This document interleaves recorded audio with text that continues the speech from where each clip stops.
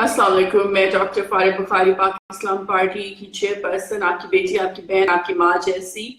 अभी कुछ मिनटों में नवाज शरीफ का एहतसाब अदालत में फैसला होने वाला है और इसमें मेरे दो सेंस हैं। ये मैं जो बात दो जुमले हैं जो मेरी गुजारिश है अपने मुल्क की अदलिया से कि जो भी फैसला करें वो मुल्क की बेहतरी के लिए हो।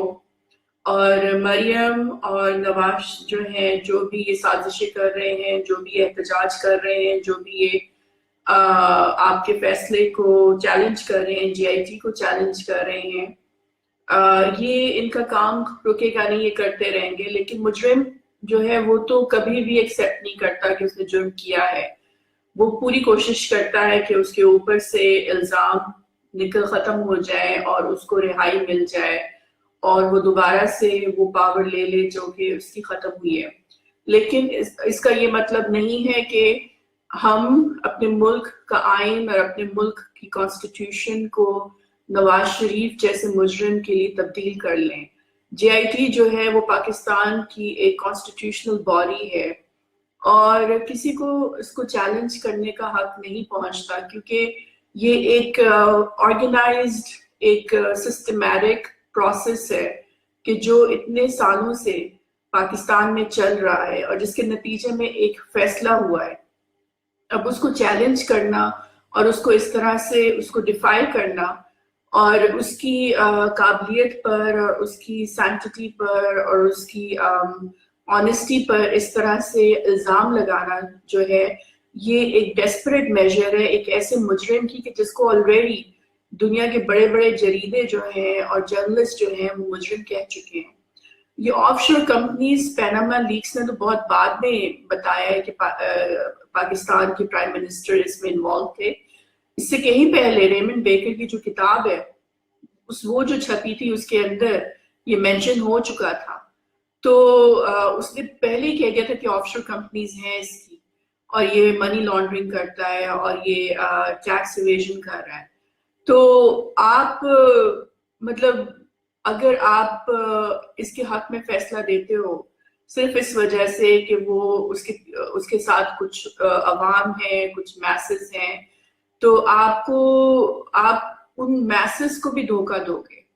क्यों? क्योंकि वो शख्स जो कि इन तमाम करोड़ों अवाम को धोखा दे रहा है रैलीज में, थाउजेंड्स ऑफ लोग जो इसकी रैलीज को अटेंड करते हैं और इसकी बातों पे बिलीव करते हैं आंखें बंद करके, ये कल्ट है, ये एक कल्ट ग्रुप है। कल्ट को तोड़ने का बेस्ट तरीका ये है कि कल्ट के लीडर को बेनकाब करो, उसको एक्सपोज करो, उसको उसके जुर्म की सजा दो।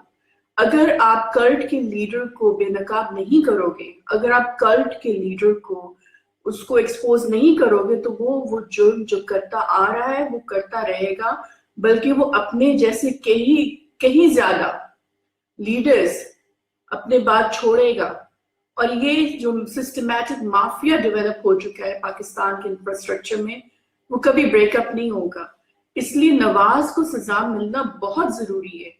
इसलिए जरूरी है कि इलेक्शंस भी आने वाले हैं और ये बड़ा टाइम सेंसिटिव मैटर है, बहुत टाइम सेंसिटिव मैटर है, इवन सेकंड्स मैटर। क्योंकि अगर आपने अभी नवाज को प्रॉपर सजा नहीं दी तो पीएमएलएन के 100% चांसेस हैं, कोई सवाल ही पैदा नहीं होता कि वो ना जीते। पीएमएलएन दोबारा से जीतेगी, शहबाज शरीफ जो है उसको लीड करेगा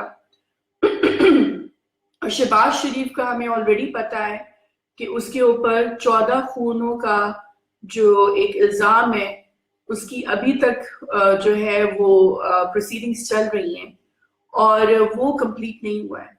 so technically Pakistan is stranded in this dark web of PMLN, कि जिसमें या तो हम चले जाते हैं रोल अप होके शहबाज शरीफ की तरफ जिसने 14 खून किए हुए हैं, या फिर हम रोल अप होके चले जाते हैं नवाज की तरफ कि जिसके ऊपर करप्शन के इतने ज्यादा इल्जामात हैं, या फिर रह दे कि फिर मरियम रह जाती है जो कि क्लोन है अपने बाप की, जो 100% अपने बाप की, वो कहता है कि दिन को रात कहता है तो वो दिन को रात कहती है।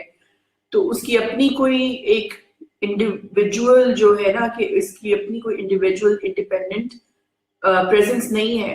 She is a duplicate of her father.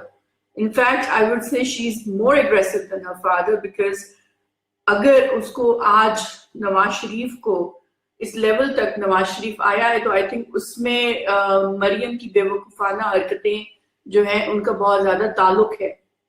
Dawn leaks کا جو واقعہ ہوا وہ آپ لوگوں کے سامنے ہے، وہ مریم کے انڈر آرکسٹریٹ ہوا.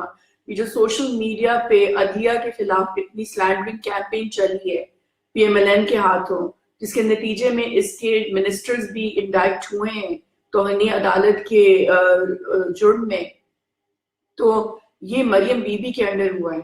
تو میں یہ ان شارٹ میں یہ کہ میں زیادہ وقت نہیں لوں گی، میں ان شارٹ یہی کہوں گی کہ نواز کو سزا ملنا جو ہے وہ امپیریٹو ہے پاکستان کی پراسپیرٹی کے لیے.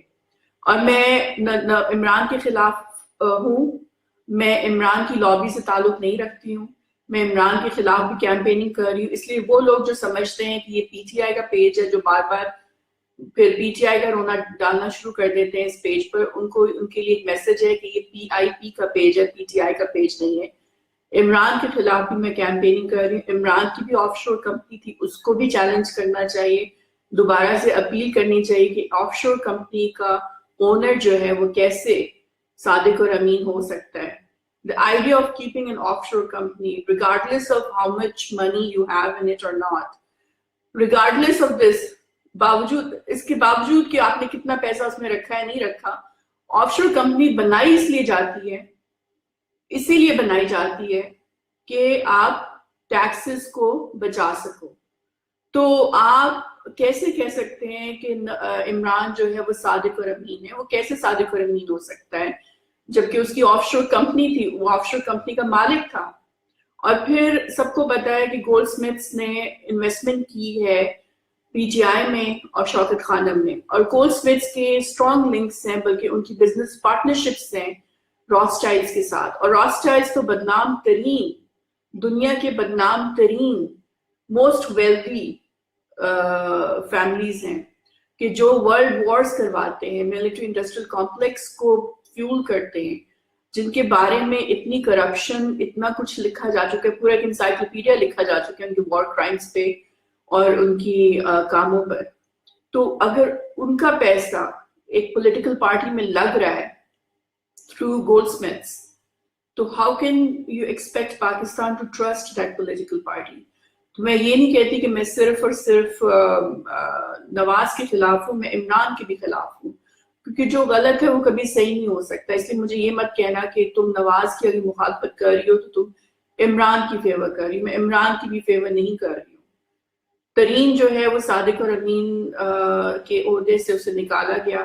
اس کے بعد عمران نے مورثی سیاست کی اور اس کے بیٹے کو کھڑا کر دیا اس کی جگہ، جو کہ اس کے اس اعلان کے برخلاف تھا جو اس نے کہا تھا کہ پارٹی میں صرف اور صرف میرٹ کو آگے لایا جائے گا.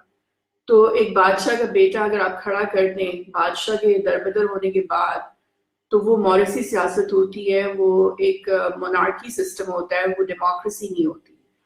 اور اس لیے عدالت کے لیے بہت ضروری ہے کہ وہ آج جو فیصلہ کچھ منٹوں میں کرنے والی ہے وہ صرف اور صرف پاکستان کے لیے کرے، کیونکہ اگر عدالت نواز کے خلاف فیصلہ نہیں کرتی ہے تو سب کے سب جو اتنے لوگ اس کو فالو کرتے ہیں، پورا پنجاب اس کو فالو کرتا ہے، وہ سب کہیں گے کہ ہاں ہمارا لیڈر صحیح تھا، ہمارا لیڈر سچ کہتا تھا، اور ہماری عدالت سپریم کورٹ جو تھی وہ غلط تھی.